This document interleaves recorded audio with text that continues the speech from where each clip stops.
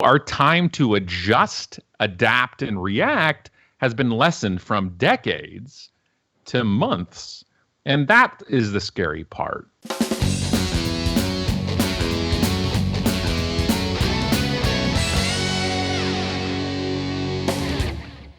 I can't think of a more emotionally wonderful feeling industry than the baking one, and what it brings to us. And you're in an emotional industry. There's really emotion attached to, especially the products under your umbrella. And what I want people to look at is, I'm not a person to come in and say everything's got to change. It's just not the way it is. We have this world of disruption now, and it's one of the things that I talk about and I love researching and look at.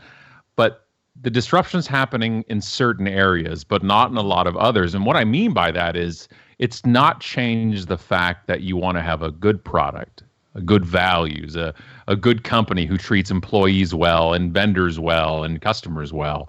But the branding stuff, the way things spread and get shared, and the world of product reviews that are out there, that's the part that's changed. And so my biggest message is that we still want to focus on the core. We still want to make a great product with great ingredients, with great service. And if you have all those things together, it's not as disruptive as we think it is. We always would blame the younger generation. That's part of the fun of it. That's the rite of passage. My grandfather hated my father. My father certainly hates me, and I hate my kids. But I don't. I love my kids. I hate your kids. And so the issue here is that we keep saying, back in the day, or back in the old, and we can go back through time. We went to 50 BC. Like, we went back into the archives to find people who are, ripping on the younger generation. So it's ageless. What the difference is now, and why we're feeling so behind, or so like we can feel dumb sometimes about it, is because of disruption. And disruption is very basic. It's simply change without time to resist it. We've always hated change. Humans as a species, we don't like changing to our routine, to our business, to the world. But what the difference here is, it used to have time. We used to have time to change. Let's say something was happening, and there was a wave of, let's say, I remember when Atkins diet blew up. And 20 years ago, something had blown up about it. And you started seeing products a little bit. Now something happens, a new fad or a scare happens, and poof, poof, poof, and it's all changed. And next thing you know, all the orders have changed and everything else. And even if it's not true, hysteria breaks in for something, and it just goes crazy. So our time to adjust, adapt, and react has been lessened from decades to months. And that is the scary part. So the point is that it's not I don't blame people who've been in business for a long period of time for not being with the times, as people say it. Yeah, I blame disruption. Disruption doesn't care how long we've been in the business. Disruption doesn't care this is the way we've always done it. We have these direct-to-consumer brands that are, just shipping foods directly to people's doors, and monthly subscription boxes of that type of stuff, and all these things that are happening. You're just like, I want to bake good products and sell them. And sometimes we don't feel like that's enough. And one of the things I want to really focus on too is that part is what makes you get known even more. The focusing on the great stuff, not the bells and whistles, because in this industry, none of that matters if the product isn't good. And that's where the focus can happen. I know a lot of members of the group have legacy brands, and legacy brands, it should not be looked at as old brands. That's not a thing unless something's gone and it's a classic, it's a throwback. But legacy brands, I really wish people would use the term legacy versus oldest or this, because it sounds like you're resting on your laurels or sitting back or not creating change or innovation. And I think legacy brands have that advantage of, I have that thing burned in my brain, the taste of the bread I used to eat as a child when I was living in this location or this location. You're part of people's DNA and their memories and their good times and their tough times. But it's about that your product comes out, but it's consistent service. That's a huge part too of who you're selling into, because we may not be dealing all the time with the consumer if we're selling into stores, but that store is our front line. So how we serve them impacts how they serve our end consumer.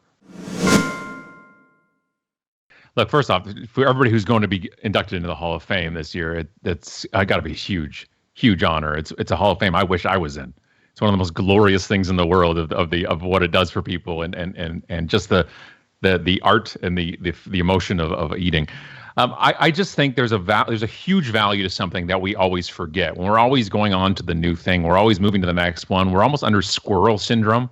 Where we see a squirrel, we just run across and chase after, regardless of what's happening, is that we forget about wisdom. And wisdom is simply time plus mistakes.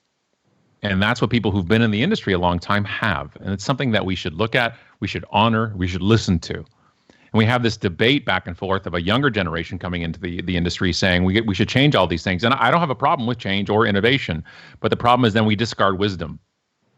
Just like people who have been in the industry for a long time discard youth knowledge based on they think it's naive or ignorant, and there's a truth to all of it, but we have to respect the wisdom, especially of those that are going into the Hall of Fame. I think that, and I'm a full disclaimer here, I'm a geek. I'm a huge tech geek. I'm a huge digital geek. I rather text and email than call somebody, and that's my personality, not necessarily my demographic, but nothing beats face-to-face connection. That builds trust the quickest, that builds rapport the quickest. And if you can do both, I think that if you go to this event and you connect with people, it's about the hybrid, meaning connecting in person and then continuing it virtually.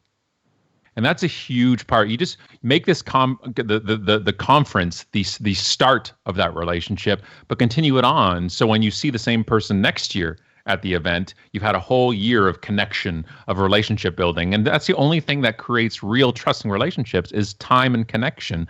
And you cannot beat face-to-face. But if you combine it with face-to-face and virtual, it's incredible. I'm living proof of that.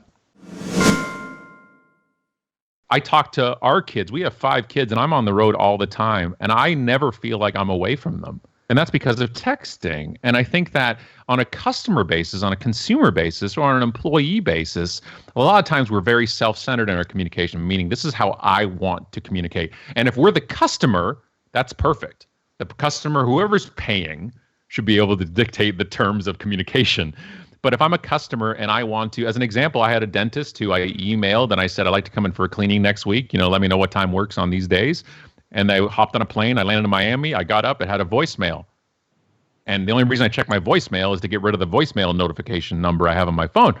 And I listen, and it's like, hey, Scott, it's a dentist. Just give us a call and we'll book that appointment. And I'm like, no, I emailed you for that. So you should be able to write me back. And I never called them back. So my teeth are hideous.